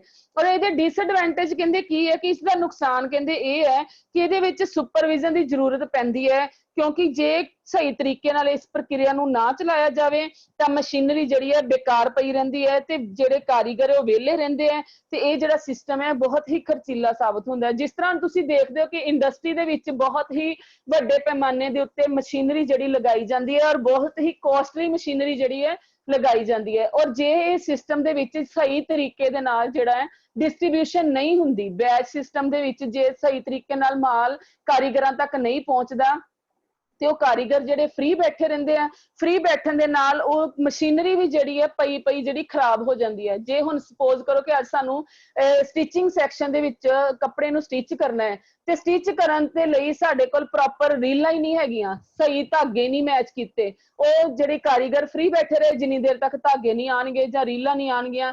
ਜੇ ਪ੍ਰੈਸਿੰਗ ਸੈਕਸ਼ਨ ਦੇ ਵਿੱਚ ਜਾਣਾ ਹੈ, ਜੇ ਉੱਥੇ ਪ੍ਰੈਸਿੰਗ ਟੇਬਲ ਦੇ ਉੱਤੇ ਜੇ ਪ੍ਰੈਸ ਹੀ ਨਹੀਂ ਸਹੀ ਹੈਗੀ, ਪ੍ਰੈਸ ਖਰਾਬ ਹੈ, ਕਿਸੇ ਦੀ ਬਿਜਲੀ ਦੀ ਪ੍ਰੋਬਲਮ ਹੈ ਤੇ ਉਸ ਟਾਈਮ ਤੇ ਉਹ ਪ੍ਰੈਸਿੰਗ ਵਾਲੇ ਕਾਰੀਗਰ ਫ੍ਰੀ ਬੈਠੇ ਰਹਿਣਗੇ। ਇਸ ਲਈ ਕਹਿੰਦੇ ਕਿ ਸੁਪਰਵਿਜ਼ਨ ਦੀ ਜ਼ਰੂਰਤ ਪੈਂਦੀ ਹੈ ਕਿ ਟਾਈਮ ਟੂ ਟਾਈਮ ਉਸ ਜਿਹੜੇ ਸੈਕਸ਼ਨ ਦੀ ਜਿਹੜੀ ਹੈ ਸਾਰੀ ਮੇਨਟੇਨੈਂਸ ਟਾਈਮ ਟੂ ਟਾਈਮ ਹੁੰਦੀ ਰਹੇ ਔਰ ਇਹ ਚੈੱਕ ਹੁੰਦਾ ਰਹੇ ਕਿ ਸਾਰਾ ਬੈਚ ਜਿਹੜਾ ਹੈ ਪ੍ਰੋਪਰ ਤਰੀਕੇ ਦੇ ਨਾਲ ਜਿਹੜਾ ਹਰ ਸੈਕਸ਼ਨ ਦੇ ਵਿੱਚ ਡਿਵਾਈਡ ਹੋ ਰਿਹਾ ਹੈ, ਹਰ ਸੈਕਸ਼ਨ 'ਚ ਕੰਮ ਹੋ ਰਿਹਾ ਹੈ। ਇਹਦੇ ਲਈ ਜਿਹੜੀ ਕਹਿੰਦੇ ਕਿ ਇਹ ਸੁਪਰਵਿਜ਼ਨ ਦੇ ਨਾਲ ਹੀ ਜਿਹੜਾ ਬੈਚ ਸਿਸਟਮ ਜਿਹੜਾ ਸਾਡਾ ਸਹੀ ਸਕਸੈਸਫੁਲੀ ਚੱਲਦਾ ਹੈ। ਅੱਗੋਂ ਅਸੀਂ ਡਿਸਕਸ ਕਰਦੇ ਹਾਂ, ਮੈਡਮ ਸਕਰੀਨ ਸ਼ੇਅਰ ਕਰੋ। ਨੈਕਸਟ, ਮਾਸ ਪ੍ਰੋਡਕਸ਼ਨ ਆਰਗੇਨਾਈਜੇਸ਼ਨ ਸਟਰਕਚਰ। ਹੁਣ ਕਹਿੰਦੇ ਕਿ ਮਾਸ ਪ੍ਰੋਡਕਸ਼ਨ ਦੇ ਅਸੀਂ ਪਿੱਛੇ 4 ਜਿਹੜੇ ਸਟੈਪ ਆ ਉਹ ਡਿਸਕਸ ਕਰ ਲਏ, ਉਸ ਤੋਂ ਬਾਅਦ ਹੁਣ ਆ ਗਈ ਗੱਲ ਸਾਡੀ ਮਾਸ ਪ੍ਰੋਡਕਸ਼ਨ ਆਰਗੇਨਾਈਜੇਸ਼ਨ ਸਟਰਕਚਰ। ਜਿਹੜਾ ਆਰਗੇਨਾਈਜੇਸ਼ਨ ਸਟਰਕਚਰ ਹੈ, ਜਿਹੜਾ ਸਾਡਾ ਆਰਗੇਨਾਈਜੇਸ਼ਨ ਜਿਹੜਾ ਢਾਂਚਾ ਹੈ, ਉਹ ਮਾਸ ਪ੍ਰੋਡਕਸ਼ਨ ਦਾ ਜਿਹੜਾ ਕੀ ਹੈ, ਕਹਿੰਦੇ ਕਿ mass production is not only producing the material item but it involves the various operational key person and other staff to act with responsibility and authority at various stages such as ਕਹਿੰਦੇ mass production ਜਿਹੜਾ ਹੈ ਸਿਰਫ material ਨੂੰ ਤਿਆਰ ਕਰਨ ਦਾ ਜਿਹੜਾ process ਹੈ ਉਹੀ ਹੀ ਨਹੀਂ ਹੈ। mass production ਦੇ ਵਿੱਚ ਅਸੀਂ ਕੀ ਕਰਦੇ ਹਾਂ ਕਿ ਇੱਕ ਕੀ ਪਰਸਨ ਦੀ ਸਾਨੂੰ ਜ਼ਰੂਰਤ ਪੈਂਦੀ ਹੈ ਕਿ ਜਿਹੜੀ ਕਿ ਆਪਣੀ ਪੈਨੀ ਨਿਗਾਹ ਆਪਣੇ ਪ੍ਰੋਡਕਟ ਦੇ ਉੱਪਰ ਜਿਹੜਾ ਤਿਆਰ ਹੋ ਰਿਹਾ ਹੈ ਉਹਨਾਂ ਦੇ ਉੱਪਰ ਰੱਖਣ, ਔਰ ਜਿਹੜੇ ਕਿ ਉਹ ਸਟਾਫ ਜਿਹੜਾ ਹੈ ਉਹ ਇੰਟਰਨਲ ਸਟਾਫ ਤੇ ਜਿਹੜਾ ਬਾਹਰੀ ਸਟਾਫ ਹੈ ਉਹਨਾਂ ਦੀ ਇਨਵੋਲਵਮੈਂਟ ਹੁੰਦੀ ਹੈ। ਉਹਨਾਂ ਦੀ ਇਨਵੋਲਵਮੈਂਟ ਹੋਣ ਦੇ ਨਾਲ ਹੀ ਜਿਹੜੀ ਪ੍ਰੋਡਕਸ਼ਨ ਹੈ ਸਾਡੀ ਸਕਸੈਸਫੁਲੀ ਕਾਮਯਾਬ ਹੁੰਦੀ ਹੈ। ਤੇ ਕਹਿੰਦੇ ਕਿ ਜਿਹੜੇ ਕੀ ਪਰਸਨ ਐਂਡ ਅਦਰ ਸਟਾਫ, ਕਹਿੰਦੇ ਉਹਨਾਂ ਦੀ ਕੁਝ ਕੀ ਪਰਸਨ ਏਦਾਂ ਦੇ ਹੁੰਦੇ ਜਿਨ੍ਹਾਂ ਦੀ ਸਪੈਸ਼ਲ ਜਿਹੜੇ ਪਰਸਨ ਹੁੰਦੇ ਆ, ਸੁਪਰਵਾਈਜ਼ਰ ਤੋਂ ਵੀ ਉੱਪਰ ਕਈ ਵਾਰੀ, ਜਾਂ ਕੁਆਲਿਟੀ ਕੰਟਰੋਲ ਜਿਹੜੇ ਹੁੰਦੇ ਆ, ਕੁਆਲਿਟੀ ਮੈਨੇਜਰ ਹੁੰਦੇ ਆ, ਸੁਪਰਵਾਈਜ਼ਰ ਹੁੰਦੇ ਆ, ਉਹ ਜਿਹੜੇ ਟਾਈਮ ਟੂ ਟਾਈਮ ਜਿਹੜੇ ਪ੍ਰੋਡਕਟ ਦੀ ਜਿਹੜੀ ਪ੍ਰੋਡਕਸ਼ਨ ਦੀ ਉਹ ਚੈਕਿੰਗ ਕਰਦੇ ਆ। ਔਰ ਨਾਲ ਦੀ ਨਾਲ ਕਹਿੰਦੇ ਕਿ ਉਹ ਜੇ ਮੰਨ ਲਓ ਕਿ ਪ੍ਰੋਡਕਸ਼ਨ ਦੇ ਵਿੱਚ ਕੋਈ ਕਮੀ ਆ ਗਈ ਹੈ, ਜੇ ਕੋਈ ਫਾਲਟ ਪੈ ਗਿਆ ਹੈ, ਜੇ ਕੋਈ ਨਾਪ ਦੀ ਕਮੀ ਆ ਗਈ ਹੈ ਜਾਂ ਸਟਿਚ ਕਰਨ ਲੱਗਿਆ ਕਾਰੀਗਰਾਂ ਕੋਲੋਂ ਗਲਤ ਸਟਿਚ ਹੋ ਗਿਆ, ਤੇ ਉਹਨਾਂ ਕੋਲ ਇੰਨੀ ਕੁ ਅਥਾਰਟੀ ਹੋਣੀ ਚਾਹੀਦੀ ਹੈ ਕਿ ਉਹ ਪ੍ਰੋਡਕਟ ਨੂੰ ਉੱਥੇ ਹੀ ਰੋਕ ਕੇ ਉਹਦੀ ਜਿਹੜੀ ਗਲਤੀ ਹੈ, ਉਹਦੀ ਮਿਸਟੇਕ ਹੈ, ਉਹਨੂੰ ਸੁਧਾਰ ਕੇ ਉਹਨੂੰ ਸਹੀ ਕਰ ਸਕਣ, ਤਾਂ ਹੀ ਜਿਹੜੇ ਪ੍ਰੋਡਕਸ਼ਨ ਹੈ ਉਹ ਸਹੀ ਤਰੀਕੇ ਨਾਲ ਚੱਲੇਗੀ। ਅਦਰਵਾਈਜ਼ ਜੇ ਉਹਨਾਂ ਕੋਲ ਇਹ ਅਥਾਰਟੀ ਨਹੀਂ ਹੋਏਗੀ ਤੇ ਉਹ ਲਾਟ ਜਿਹੜਾ ਹੈ ਜਿਸ ਤਰੀਕੇ ਨਾਲ ਜੇ ਗਲਤ ਚੱਲ ਰਿਹਾ ਤੇ ਉਹ ਗਲਤ ਹੀ ਤਿਆਰ ਹੋਈ ਜਾਏਗਾ। ਉਸ ਤੋਂ ਬਾਅਦ ਕਹਿੰਦੇ sales and marketing team for sale order having understanding ਦਾ customer need and specification to comply. ਕਹਿੰਦੇ ਕਿ ਜਿਹੜੇ ਮਾਰਕੀਟਿੰਗ ਔਰ ਸੇਲਸ ਵਾਲੇ ਜਿਹੜੇ ਮੈਂਬਰ ਆ ਉਹਨਾਂ ਦੀ ਸਭ ਤੋਂ ਪਹਿਲਾਂ ਡਿਊਟੀ ਹੁੰਦੀ ਹੈ ਕਿ ਜਿਹਨੇ ਆਰਡਰ ਲੈ ਕੇ ਆਣਾ ਮਾਰਕੀਟ ਦੇ ਵਿੱਚੋਂ, ਕਿ ਆਰਡਰ ਦੇ ਵਿੱਚ ਸਾਨੂੰ ਬਾਜ਼ਾਰ ਦੇ ਵਿੱਚ ਜਾਣਾ ਹੈ, ਲੋਕਾਂ ਕੋਲੋਂ ਆਰਡਰ ਲੈ ਕੇ ਆਉਣਾ ਕਿ ਤੁਹਾਨੂੰ ਕਿੰਨੀ ਚੀਜ਼ਾਂ ਦੀ ਜ਼ਰੂਰਤ ਹੈ ਕਿ ਪ੍ਰੋਡਕਟ ਤਿਆਰ ਕਰਨ ਵਾਸਤੇ, ਆਪਣੀ ਕੰਪਨੀ ਬਾਰੇ ਉਹਨਾਂ ਨੂੰ ਦੱਸਣਾ ਹੈ ਔਰ ਉਹਨਾਂ ਕੋਲ ਆਰਡਰ ਲਿਆ ਕੇ ਜੋ ਉਹਨਾਂ ਦੀਆਂ ਨੀਡਸ ਹੈ, ਜੋ ਉਹਨਾਂ ਦੀਆਂ ਸਪੈਸੀਫਿਕੇਸ਼ਨ ਹੈ, ਉਹਨੂੰ ਨੋਟ ਕਰਨਾ ਹੈ ਕਿ ਕੋਈ ਕੱਪੜਾ ਤਿਆਰ ਕਰਨਾ ਹੈ, ਫਰॉक ਤਿਆਰ ਕਰਨੀ ਹੈ, ਉਹਦੇ ਤੇ ਐਮਬ੍ਰੋਇਡਰੀ ਚਾਹੀਦੀ ਹੈ, ਉਹਨੂੰ ਕਲਰ ਕਿਹੜਾ ਚਾਹੀਦਾ, ਉਹਦੇ ਅੰਦਰ ਲਾਈਨਿੰਗ ਕਿਹੜੀ ਲੱਗਣੀ ਹੈ, ਨੈਟ ਲਗਾਣੀ ਹੈ ਜਾਂ ਨਹੀਂ ਲਗਾਣੀ, ਕਾਲਰ ਲਗਾਣਾ ਹੈ ਜਾਂ ਨਹੀਂ ਲਗਾਣਾ, ਜੋ ਵੀ ਕਸਟਮਰ ਦੀ ਨੀਡ ਹੈ ਉਹਨੂੰ ਨੋਟ ਕਰਨਾ ਹੈ ਸੇਲਸ ਐਂਡ ਮਾਰਕੀਟਿੰਗ ਟੀਮ ਨੇ, ਔਰ ਉਹਨੂੰ ਲਿਆ ਕੇ ਅੱਗੋਂ ਸੈਕਿੰਡ ਪ੍ਰੋਡਕਸ਼ਨ ਪੈਨਲ ਟੀਮ ਜਿਹੜੀ ਹੈ ਪਲੈਨਿੰਗ ਟੀਮ, ਉਹਨੂੰ ਦੱਸਣਾ ਹੈ। ਪ੍ਰੋਡਕਸ਼ਨ ਪਲੈਨਿੰਗ ਟੀਮ ਦਾ ਕੀ ਕੰਮ ਹੈ ਕਿ ਜਿੰਨੇ ਪ੍ਰੋਡਕਸ਼ਨ ਨੂੰ ਪਲਾਨ ਕਰਨਾ ਹੈ ਕਿ ਇਸ ਕੱਪੜੇ ਵਾਸਤੇ, ਇਸ ਪ੍ਰੋਡਕਟ ਲਈ ਸਾਨੂੰ ਕਿਹੜਾ ਕੱਪੜਾ ਚਾਹੀਦਾ ਹੈ, ਉਹਨਾਂ ਪਲੈਨਿੰਗ ਕਰਨੀ ਹੈ ਸਾਰੀ ਉਸ ਟੀਮ ਨੇ ਕਿ ਇਹਦੇ ਲਈ ਸਾਨੂੰ ਕਿੰਨਾ ਕੱਪੜਾ ਚਾਹੀਦਾ ਹੈ, ਕਿੰਨੇ ਧਾਗੇ ਚਾਹੀਦੇ, ਐਮਬ੍ਰੋਇਡਰੀ ਮਸ਼ੀਨ ਦੇ ਉੱਤੇ ਕਿੰਨੇ ਧਾਗੇ ਲੱਗਣੇ, ਕਿਹੜਾ ਡਿਜ਼ਾਈਨ ਪੈਣਾ ਹੈ, ਉਹ ਕਿਹਦੇ ਤਰੀਕੇ ਨਾਲ, ਉਹ ਸਾਰੀ ਪਲੈਨਿੰਗ ਟੀਮ ਨੇ ਸਾਰਾ ਇਹ ਪ੍ਰੋਡਕਸ਼ਨ ਦਾ ਪਲਾਨ ਕਰਨਾ ਹੁੰਦਾ ਕਿ ਕਿਸ ਤਰ੍ਹਾਂ ਅਸੀਂ ਪ੍ਰੋਡਕਸ਼ਨ ਨੂੰ ਤਿਆਰ ਕਰਨਾ ਹੈ। ਕਿਉਂਕਿ ਹਰ ਕੰਮ ਦੀ ਦੇਖੋ ਪਲੈਨਿੰਗ ਹੁੰਦੀ ਹੈ, ਬਿਨਾਂ ਪਲੈਨਿੰਗ ਤੋਂ ਤੁਸੀਂ ਕੋਈ ਕੰਮ ਨਹੀਂ ਕਰ ਸਕਦੇ, ਔਰ ਪਲੈਨਿੰਗ ਤੋਂ ਬਿਨਾਂ ਤੁਹਾਡਾ ਕੋਈ ਕੰਮ ਵੀ ਜਿਹੜਾ ਨੇਪਰੇ ਨਹੀਂ ਚੜ ਸਕਦਾ। ਹੁਣ ਤੁਸੀਂ ਦੇਖੋ ਅਸੀਂ ਪਲੈਨਿੰਗ ਦੇ ਅਨੁਸਾਰ ਦੇਖੋ ਡੇਲੀ ਕਲਾਸਿਸ ਤੁਸੀਂ ਆਨਲਾਈਨ ਲਗਾ ਰਹੇ ਹੋ, ਇੱਕ ਪਲੈਨਿੰਗ ਬਣੀ ਹੁੰਦੀ ਹੈ, ਇੱਕ ਸ਼ਡਿਊਲ ਆਂਦਾ ਹੈ ਕਿ ਸਵੇਰੇ 9 ਤੋਂ 10 ਇਹ ਵਾਲੀ ਕਲਾਸ ਲੱਗਣੀ ਹੈ, 10 ਤੋਂ 11 ਇਹ ਵਾਲੀ ਕਲਾਸ ਲੱਗਣੀ ਹੈ। ਜੇ ਕੋਈ ਪਲੈਨਿੰਗ ਨਹੀਂ ਹੋਏਗੀ, ਜੇ ਕੋਈ ਸ਼ਡਿਊਲ ਨਹੀਂ ਬਣ ਕੇ ਆਏਗਾ ਤੇ ਕਿਸੇ ਸਟੂਡੈਂਟ ਨੂੰ, ਕਿਸੇ ਇੰਸਟ੍ਰਕਟਰ ਨੂੰ ਪਤਾ ਹੀ ਨਹੀਂ ਲੱਗੇਗਾ ਕਿ ਮੇਰਾ ਲੈਕਚਰ ਕਿਦੋਂ ਆ। ਇਹ ਇੱਕ ਸੀਕੁਐਂਸ ਹੈ ਹਰ ਕੰਮ ਦਾ, ਹਰ ਜੋ ਵੀ ਅਸੀਂ ਭਾਵੇਂ ਘਰੇਲੂ ਕੰਮ ਹੈ, ਕੋਈ ਖਾਣਾ ਬਣਾਉਣਾ ਹੈ ਜਾਂ ਕੋਈ ਸਟਿਚਿੰਗ ਕਰਨੀ ਹੈ ਜਾਂ ਕੋਈ ਪ੍ਰੈਸਿੰਗ ਕਰਨੀ ਹੈ ਜਾਂ ਕਿਤੇ ਮਾਰਕੀਟ 'ਚ ਵੀ ਜਾਣਾ ਹੈ ਤੇ ਸਾਨੂੰ ਇੱਕ ਪਲੈਨਿੰਗ ਕਰਕੇ ਜਾਣਾ ਪੈਂਦਾ ਕਿ ਅਸੀਂ ਅੱਜ ਮਾਰਕੀਟ ਜਾਣਾ ਹੈ, ਸਾਰੇ ਕਿ ਅੱਜ ਅਸੀਂ ਕਿਹੜੀ ਚੀਜ਼ ਖਰੀਦ ਕੇ ਲਿਆਉਣੀ ਹੈ, ਸਭ ਤੋਂ ਪਹਿਲਾਂ ਅਸੀਂ ਕਿਹੜੀ ਸ਼ਾਪ ਤੇ ਜਾਣਾ, ਇੱਕ ਪਲੈਨਿੰਗ ਹੁੰਦੀ ਹੈ। ਇਹ ਨਹੀਂ ਕਿ ਜਿਹੜੀ ਲਾਗੇ ਵਾਲੀ ਦੁਕਾਨ ਹੈ ਉੱਥੋਂ ਜਿਹੜਾ ਅਸੀਂ ਸਮਾਨ ਲੈਣਾ ਉਹਨੂੰ ਸਭ ਤੋਂ ਬਾਅਦ ਚੋਂ ਲਵਾਂਗੇ ਔਰ ਪਹਿਲੇ ਸਭ ਤੋਂ ਲਾਸਟ ਵਾਲੀ ਤੇ ਜਾਵਾਂਗੇ। ਸਾਨੂੰ ਜਿਸ ਤਰ੍ਹਾਂ ਸੀਕੁਐਂਸ ਦੇ ਅਕੋਰਡਿੰਗ ਦੁਕਾਨਾਂ ਆਉਣਗੀਆਂ, ਅਸੀਂ ਉਸੇ ਅਕੋਰਡਿੰਗ ਹੀ ਆਪਣੀ ਲਿਸਟ ਬਣਾਵਾਂਗੇ ਵੀ ਜਿਹੜਾ ਸਾਡਾ ਟਾਈਮ ਔਰ ਜਿਹੜੀ ਸਮੇਂ ਦੀ ਵੀ ਬੱਚਤ ਹੋਵੇ ਔਰ ਅਸੀਂ ਸਹੀ ਤਰੀਕੇ ਨਾਲ ਇੱਕ ਸੀਕੁਐਂਸ ਦੇ ਵਿੱਚ ਕੰਮ ਕਰਾਂਗੇ। ਅਗਰ ਸੀਕੁਐਂਸ ਜਾਂ ਪਲਾਨ ਨਹੀਂ ਕਰਾਂਗੇ ਤੇ ਅਸੀਂ ਹੋਚ-ਪੋਚ ਦੇ ਵਿੱਚ ਉਲਝੇ ਫਿਰਾਂਗੇ। ਇਸ ਤੋਂ ਬਾਅਦ ਆ ਜਾਂਦੀ ਪ੍ਰੋਸੈਸਿੰਗ ਪਲੈਨਿੰਗ ਟੀਮ, ਜਿਹੜੀ ਪ੍ਰੋਸੈਸ ਪਲੈਨਿੰਗ ਟੀਮ ਕਹਿੰਦੇ ਆ ਕਿ ਫਿਰ ਜੋ ਪ੍ਰੋਡਕਸ਼ਨ ਪਲੈਨਿੰਗ ਟੀਮ ਨੇ ਕੀਤਾ ਉਸ ਤੋਂ ਬਾਅਦ ਪ੍ਰੋਸੈਸਿੰਗ ਸ਼ੁਰੂ ਹੋ ਜਾਂਦੀ ਹੈ। ਪ੍ਰੋਸੈਸਿੰਗ ਦੇ ਵਿੱਚ ਫਿਰ ਉਹਨਾਂ ਨੇ ਕੀ ਕਰਨਾ ਹੈ ਕਿ ਜਿਹੜਾ ਪ੍ਰੋਸੈਸ ਕਿਸ ਤਰ੍ਹਾਂ ਕਰਨਾ ਹੈ, ਇਹ ਕੱਪੜੇ ਨੂੰ ਕਿਸ ਤਰ੍ਹਾਂ ਤਿਆਰ ਕਰਨਾ ਹੈ, ਅਗਰ ਇਹਨੂੰ ਡਾਈ ਕਰਨਾ ਹੈ ਤੇ ਉਹਨੂੰ ਕਿਸ ਤਰ੍ਹਾਂ ਕਰਨਾ ਹੈ, ਉਹ ਪ੍ਰਕਿਰਿਆ ਸਾਰੀਆਂ ਸ਼ੁਰੂ ਹੋ ਜਾਂਦੀਆਂ ਹੈ। ਉਸ ਤੋਂ ਬਾਅਦ ਆ ਜਾਂਦਾ ਡਿਜ਼ਾਈਨਿੰਗ ਐਂਡ ਡਿਜ਼ਾਈਨ ਅਪਰੂਵਲ। ਜੇ ਸੋ ਉਸ ਕੱਪੜੇ ਦੇ ਉੱਪਰ ਜਿਹੜੀ ਡਿਜ਼ਾਈਨਿੰਗ ਕਰਨੀ ਹੈ ਉਸ ਡਿਜ਼ਾਈਨ ਨੂੰ ਤਿਆਰ ਕਰਨ ਵਾਸਤੇ ਫਿਰ ਜਿਹੜੇ ਡਿਜ਼ਾਈਨਰ ਰੱਖੇ ਹੁੰਦੇ ਆ ਇੰਡਸਟਰੀ ਦੇ ਵਿੱਚ, ਉਹ ਡਿਜ਼ਾਈਨਰ ਨੂੰ ਆਪਾਂ ਦੱਸਦੇ ਆ ਕਿ ਇਹ ਸਾਨੂੰ ਪ੍ਰੋਡਕਟ ਚਾਹੀਦਾ, ਇਹਦੀ ਇੰਨੀ ਲੈਂਥ ਦੇ ਵਿੱਚ ਸਾਨੂੰ ਇਹਦੀ ਬਾਡੀ ਦੇ ਉੱਪਰ ਸਾਨੂੰ ਇਹ ਡਿਜ਼ਾਈਨ ਚਾਹੀਦਾ ਹੈ। ਉਹ ਡਿਜ਼ਾਈਨ ਫਿਰ ਡਿਜ਼ਾਈਨਰ ਮਾਰਕ ਕਰਦਾ ਹੈ, ਡਿਜ਼ਾਈਨ ਤਿਆਰ ਕਰਦਾ ਹੈ। ਫਿਰ ਉਹ ਡਿਜ਼ਾਈਨ ਜਿਹੜਾ ਹੈ ਜਿਹੜੇ ਕਸਟਮਰ ਹੁੰਦੇ ਉਹਨਾਂ ਕੋਲ ਅਪਰੂਵ ਕਰਾਇਆ ਜਾਂਦਾ ਹੈ ਕਿ ਜੋ ਤੁਸੀਂ ਕਿਹਾ ਸੀ ਉਹ ਡਿਜ਼ਾਈਨ ਸਾਡੇ ਡਿਜ਼ਾਈਨਰ ਨੇ ਤਿਆਰ ਕਰ ਦਿੱਤਾ ਹੈ, ਤੁਹਾਨੂੰ ਇਹ ਡਿਜ਼ਾਈਨ ਪਸੰਦ ਹੈ। ਅਪਰੂਵਲ ਹੋਣ ਤੋਂ ਬਾਅਦ ਹੀ ਜਿਹੜਾ ਹੈ ਫਿਰ ਅਗਲੀ ਪ੍ਰਕਿਰਿਆ ਜਿਹੜੀ ਸ਼ੁਰੂ ਹੁੰਦੀ ਹੈ। ਜੇ ਅਸੀਂ ਪਹਿਲੇ ਹੀ ਸਾਰੇ ਕੱਪੜਾ ਵੀ ਖਰੀਦ ਲਾਂਗੇ, ਡਿਜ਼ਾਈਨ ਅਪਰੂਵ ਨਹੀਂ ਹੋਏਗਾ, ਸਾਰਾ ਕੁਝ ਕਰ ਲਾਂਗੇ, ਉਸ ਤੋਂ ਬਾਅਦ ਅਸੀਂ ਡਿਜ਼ਾਈਨ ਅਪਰੂਵ ਕਰਾਵਾਂਗੇ ਤੇ ਡਿਜ਼ਾਈਨ ਰਿਜੈਕਟ ਹੋ ਜਾਏਗਾ ਤੇ ਜੋ ਮਾਲ ਅਸੀਂ ਖਰੀਦਿਆ ਹੈ ਸਾਡਾ ਖਰਾਬ ਹੋ ਜਾਏਗਾ। ਉਸ ਤੋਂ ਪਹਿਲਾਂ ਕਿ ਸਾਨੂੰ ਜਿਹੜਾ ਹੈ ਡਿਜ਼ਾਈਨਰ ਟੀਮ ਕੋਲੋਂ ਡਿਜ਼ਾਈਨ ਤਿਆਰ ਕਰਾ ਕੇ ਫਿਰ ਕਸਟਮਰ ਕੋਲੋਂ ਉਹਨੂੰ ਅਪਰੂਵ ਕਰਾਉਣਾ ਹੁੰਦਾ ਹੈ। ਅਪਰੂਵ ਕਰਾਉਣ ਤੋਂ ਬਾਅਦ ਫਿਰ purchase personnel for procurement of specified quantity and quality raw material।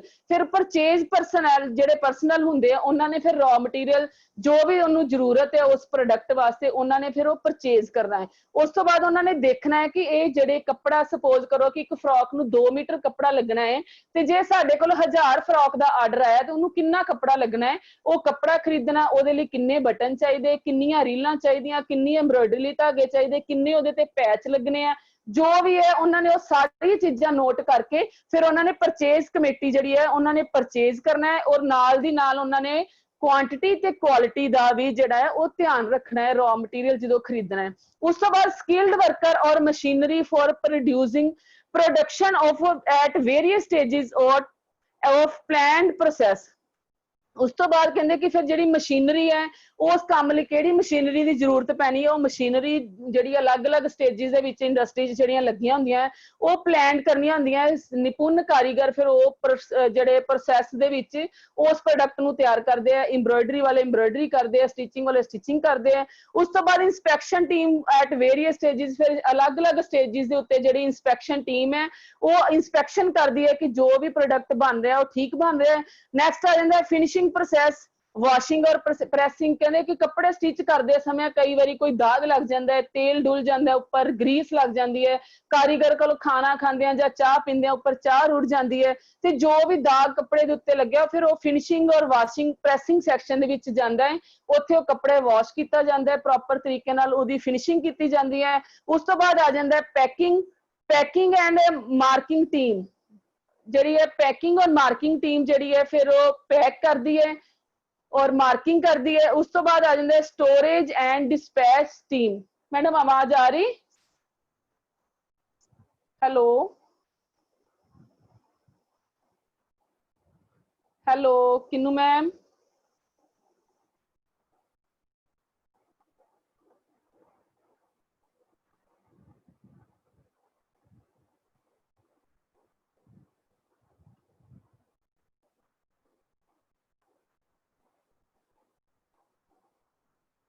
Hello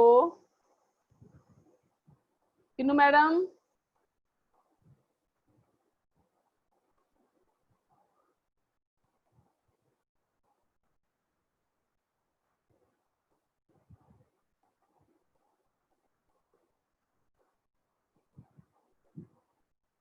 hello हाँ जी मैम। स्क्रीन फिर छुट गई लगता है। एक नेटवर्क इशू है, एक सेकेंड।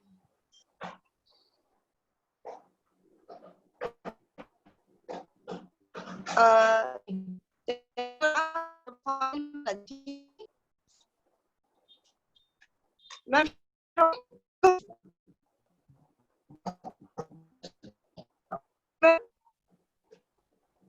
मैडम आवाज नहीं आ रही ताड़ी।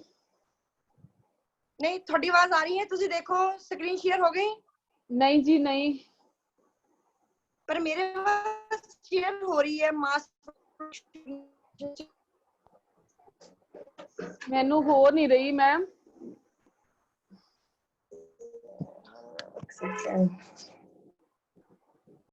ਹੁੰਦਾ ਹੈ ਉਸ ਤੋਂ ਬਾਅਦ ਉਹਨੂੰ ਡਾਈ ਕੀਤਾ ਜਾਂਦਾ ਹੈ।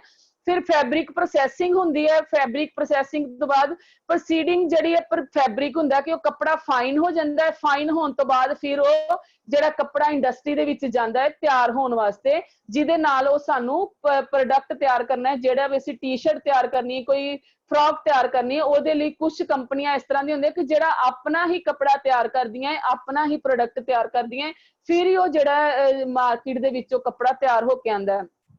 ਉਸ ਤੋਂ ਬਾਅਦ ਪੈਟਰਨ ਕਟਿੰਗ ਹੁੰਦੀ ਹੈ। ਪੈਟਰਨ ਕਟਿੰਗ ਤੋਂ ਬਾਅਦ ਫਿਰ ਵੈਲਿਊ ਐਡੀਸ਼ਨ ਹੁੰਦੀ ਹੈ ਕਿ ਉਹਨੂੰ ਕਿਹੜੇ ਧਾਗੇ ਲੱਗਣੇ ਆ, ਕਿਸ ਤਰ੍ਹਾਂ ਦਾ ਪ੍ਰੋਡਕਟ ਚਾਹੀਦਾ। ਫਿਰ ਸਟਿਚਿੰਗ ਵੱਲ ਆ ਜਾਂਦਾ ਹੈ। ਸਟਿਚਿੰਗ ਤੋਂ ਬਾਅਦ ਫਿਰ ਉਹ ਗਾਰਮੈਂਟ ਤਿਆਰ ਹੋ ਜਾਂਦਾ ਹੈ। ਗਾਰਮੈਂਟ ਤਿਆਰ ਹੋਣ ਤੋਂ ਬਾਅਦ ਫਿਰ ਫਿਨਿਸ਼ਿੰਗ ਪ੍ਰੋਡਕਟ ਫਿਨਿਸ਼ਿੰਗ ਸੈਕਸ਼ਨ 'ਚ ਆ ਜਾਂਦਾ ਹੈ ਕਿ ਉੱਥੇ ਉਹਦੇ ਧਾਗੇ ਕੱਟੇ ਜਾਂਦੇ ਆ, ਪ੍ਰੈਸਿੰਗ ਕੀਤੀ ਜਾਂਦੀ ਹੈ, ਫਿਰ ਆਇਰਨਿੰਗ ਕੀਤੀ ਜਾਂਦੀ ਹੈ। ਆਇਰਨਿੰਗ ਕਰਨ ਤੋਂ ਬਾਅਦ ਫਿਰ ਡਿਸਪੈਚ ਐਂਡ ਡਿਲੀਵਰੀ ਕੀਤੀ ਜਾਂਦੀ ਹੈ। ਉਸ ਤੋਂ ਬਾਅਦ ਫਿਰ ਆ ਜਾਂਦਾ ਸਾਡਾ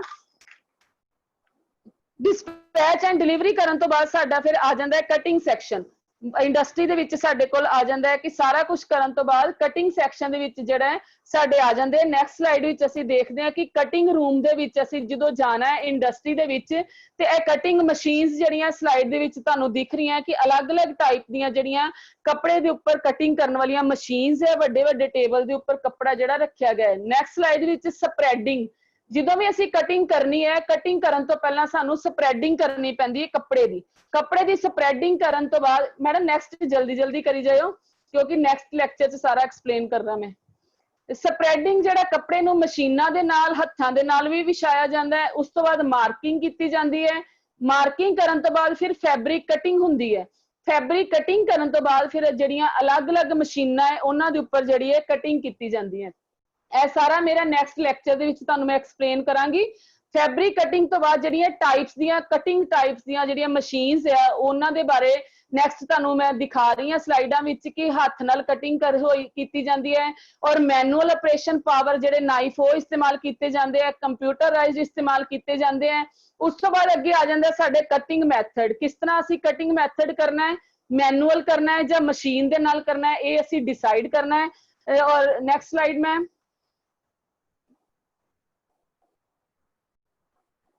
टाइप ऑफ कटिंग मशीन तो बाद देखो एक लड़की हथ दे नाल कपड़े नु कटिंग कर रही है और दूसरी साइड दे उत्ते काफी तैयां जड़ियां कपड़े दियां बनियां जड़ी कि मशीन दे नाल कटिंग हो रही है। अगली स्लाइड दे विच तुसी देखोगे कि पोर्टेबल कटिंग नाइफ है जेड़ा कि पोर्टेबल जेड़ा उत्तर भी जाता है नाइफ जिस तरह कटर हुंदा है। यह सारा असी अगली जेड़े लेक्चर च सारा डिस्कस करांगे और यह सारियां कटिंग मशीन जड़ियां अगे आ जांदियां जड़ियां कि तुहानू मैं नैक्सट अपने लेक्चर दे विच पूरा ब्रीफ दे विच सारा समझावांगे कि केड़ियां-केड़ियां टाइप्स दे कटिंग मशीन है। Fabric cutting machine apparel industry च केड़ियां वरतियां जांदियां है। नैक्सट असी देखांगे स्ट्रेट नाइफ कटिंग मशीन अगली स्लाइड दे विच नंबर 1 ते। Next ma'am straight knife cutting machine तो बाद आ जाता साडा बैंड नाइफ कटिंग मशीन। उस तो बाद साडी आ जाती है राउंड नाइफ कटिंग मशीन। फिर साडी आ जाती है 3 नंबर ते round knife cutting machine. Next ma'am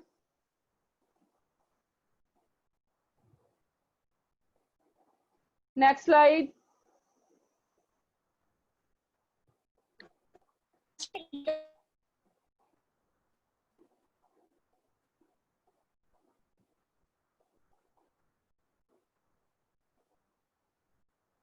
hello next slide ma'am कर दो।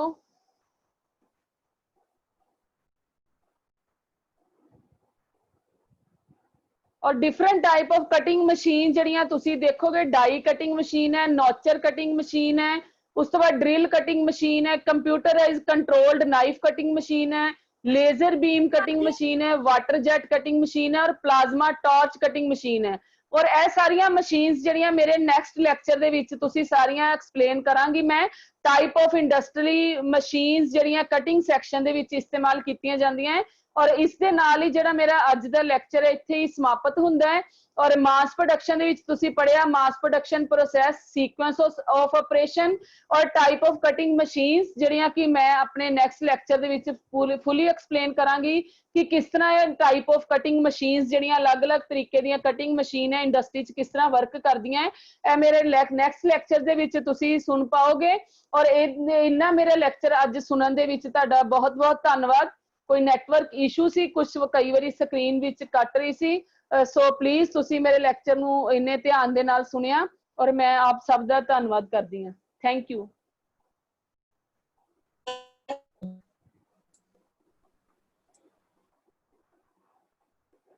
किसी दी कोई क्वेरी है तो डिस्कस कर सकते हैं।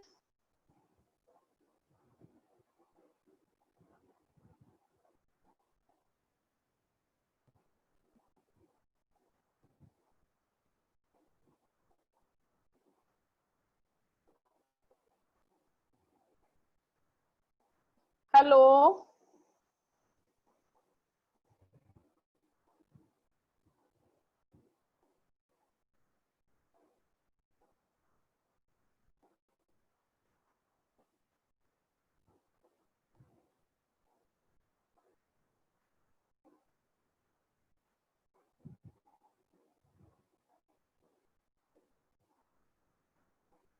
मैडम किसी दी कोई क्वेरी है?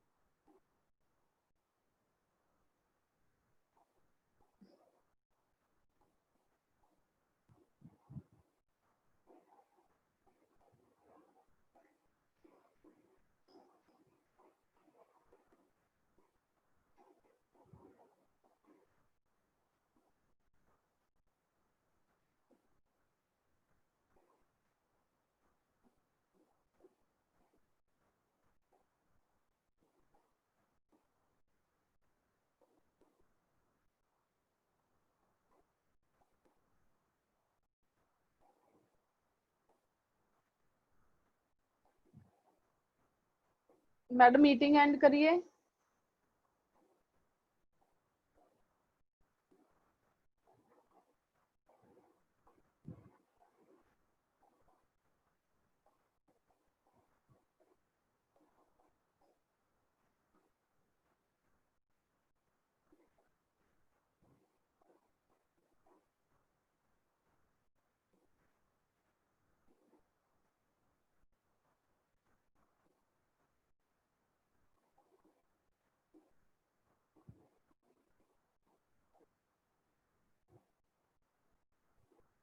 उपासना मैम, उपासना मैम, हेलो।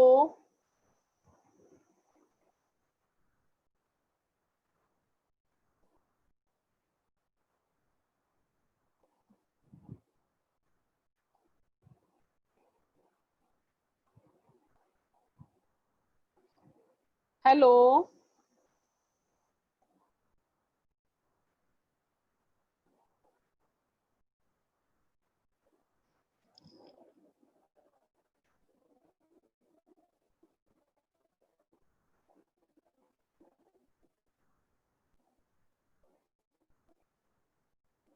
मैम तुसी एंड कर दो, 1 बज गए, तुसी पोस्टो।